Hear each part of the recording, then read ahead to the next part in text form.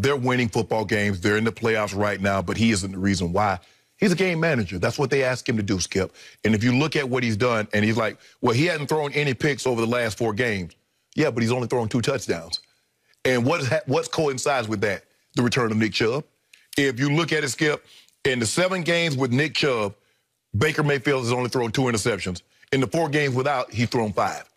So it goes to show you when they can run the football, play action, boom, they're fine. But all of a sudden, Nick Chubb is not there. They're not able to run the football and says, okay, Baker, we need you to win it. He's spreading the ball all over the field. So I'm going to give him a C because I think, that's what he deserves. Baker, see, Skip, they can win a game without Baker. They can't win consistently, and they can't go very far without Chubb and Kareem Hunt. I don't know if people don't know this, Skip, but did you know Cleveland is the #1 rushing team in football? I do. Not Tennessee Titans. People think it's the Tennessee Titans. Mm-hmm. No, it's Cleveland. Okay. So when you have that, and they don't ask him to do a whole lot, Baker just don't put the ball in harm's way. As long as he don't put the ball in harm's way, they got potential to call. Now, do I think they can beat Kansas City? No, I'm not so sure. We'll find out a lot about them because they got Pittsburgh again at home. So for me, Skip, I'm gonna give him a C. I think that's what he deserves. I'll go you one better on things people probably are not aware of. Would you believe your favorite website, Pro Football Focus, ranks the Cleveland offensive line #1 in the National Football League? So you got the best rushing attack and the #1 offensive line. Obviously, you're in a pretty good spot. You sitting in the catbird seat for real as a quarterback. Okay.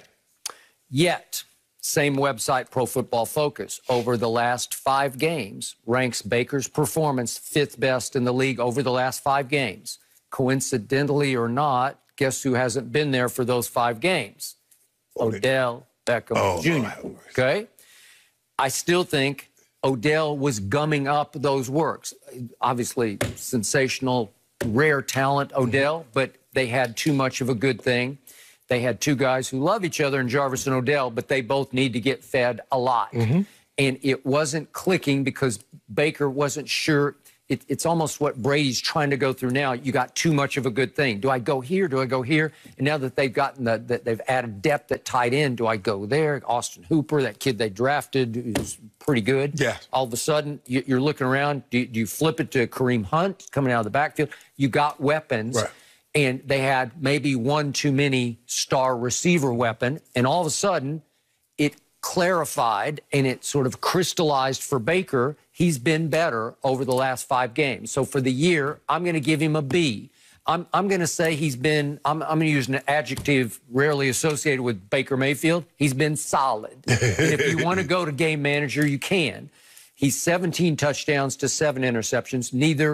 It's not shockingly bad and not shockingly good. Skip, last week was the first time that Baker had thrown a touchdown in a month. Okay. And that was against Jay. He threw 2 touchdowns. His first 2 touchdowns in 4 games. Okay. He has led the week in QBR twice, but the opponent both times was Cincinnati. Yes. So he had a 97 against Cincinnati. That was the best that weekend in the NFL. And he had a 98 against Cincinnati.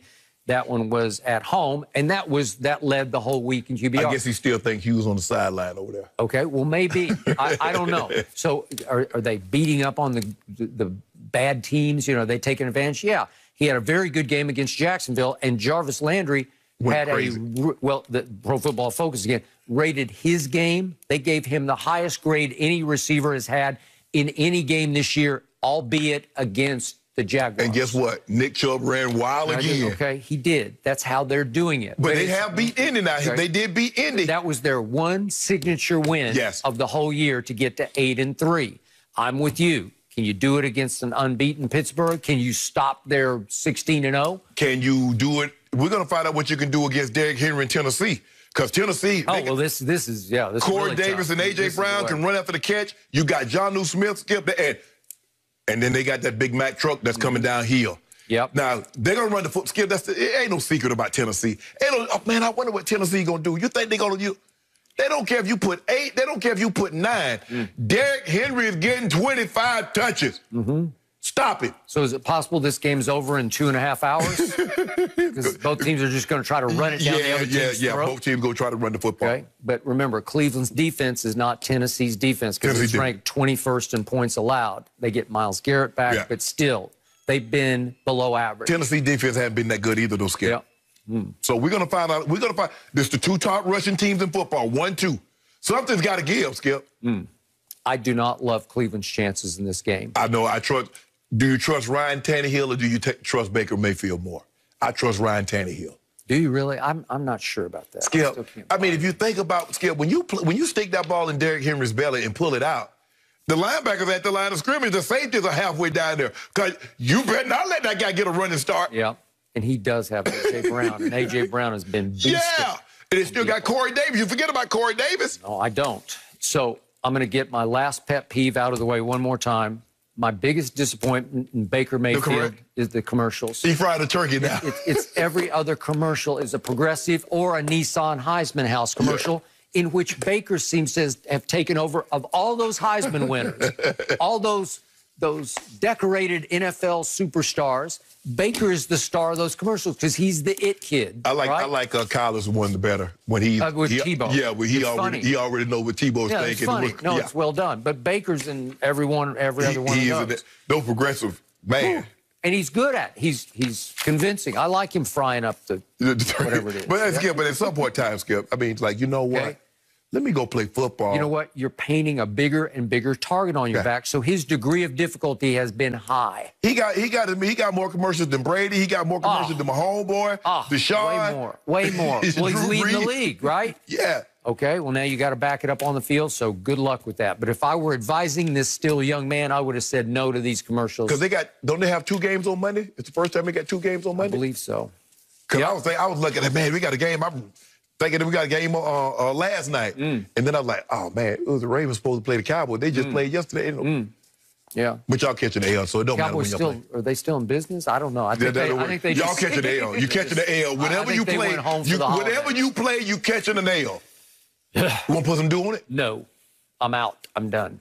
What you mean you done? I'm done. That's your team. We are just a game out of first, but that's a whole nother issue. Okay, we'll go ahead and put the dew. Nope. Next. Do you see that little smile, though? He wants to. I know he wants to. I saw that little smile. Over the weekend, he going to sleep on it.